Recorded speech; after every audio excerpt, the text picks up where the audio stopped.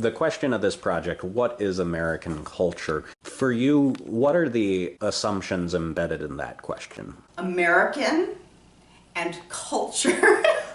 What does it mean to be American, and what does culture mean? Yeah, see, I don't know. I wouldn't pretend to know how to answer either of those, but I feel like your whole inquiry is based on an idea that those are clear concepts. For you to be championing the idea of like having conversations about culture, for example, that's so broad. Like, how do you find your way through that? Like, how do you not wallow in your own existential angst? Well, the idea is to encourage other people to define it, because what I find is that they define culture very differently. How does your particular agenda with regards to classical music dovetail with culture? That's why I feel like I need to know your definition of culture, because I don't understand where this and why I'm interested in your initiating this project, because in order to understand where it's initiated, it's through you, and I need to understand those definitions. Otherwise, it's the kind of questions you get in high school,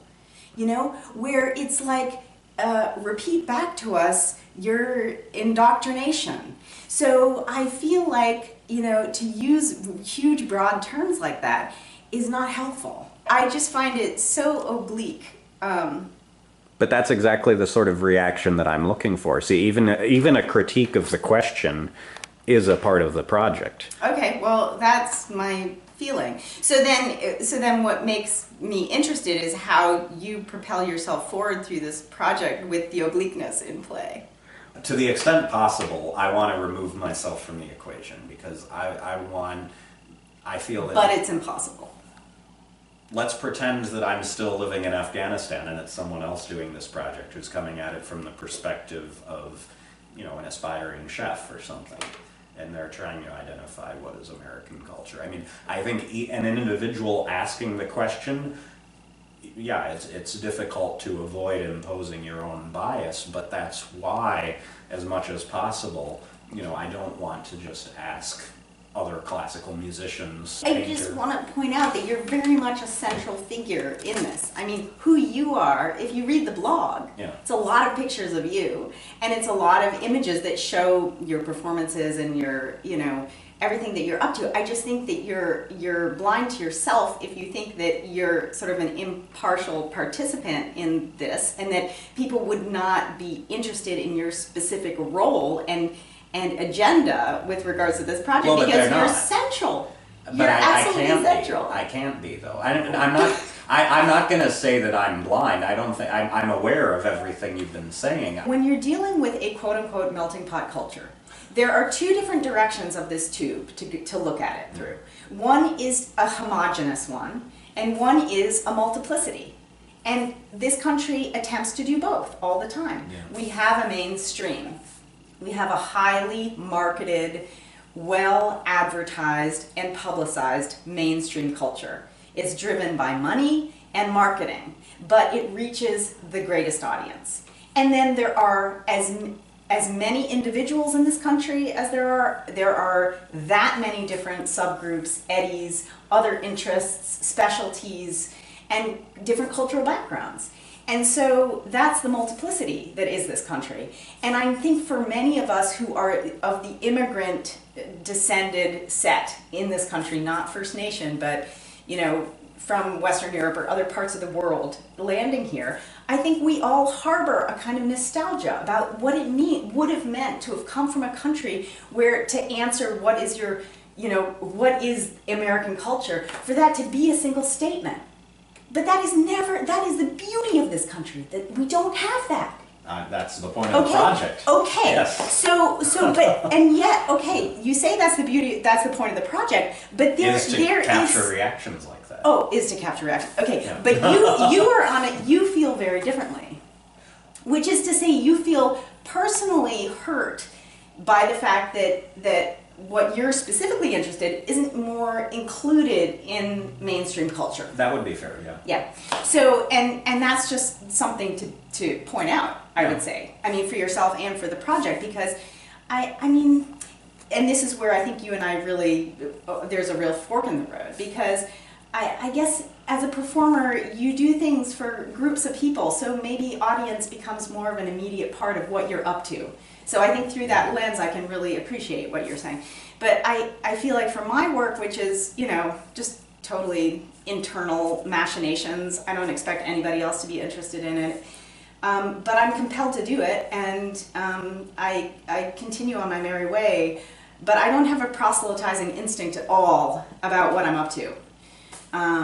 So I accept the wonderful and various eddies of people's opinions and different cultural backgrounds. I don't need the affirmation of everybody Well, I admire liking that. And the thing is, So- there are a lot of the classical musicians who I most admire would say exactly what you just said. I can't be engaged as a musician without also thinking about the political and social implications. And then when it comes to politics, I'm also thinking, okay, what does this say about our culture in general or the arts specifically? And so because of that, I do see a tension between engaging in an art form that most Americans have chosen not to connect with in an economic sense, whereas politically, supposedly, you know, I believe in democracy. Supposedly, I believe in the system that we have built in America where we choose our leaders and pass our laws through a simple majority rules procedure. In 2012, most of the people who voted for Obama. We accepted that, most of us. But in a cultural sense, most of the people who choose how to spend their cultural dollars do not spend them on classical music. Classical music sells 2% of recordings. The principle that we use to guide our politics is irrelevant in culture.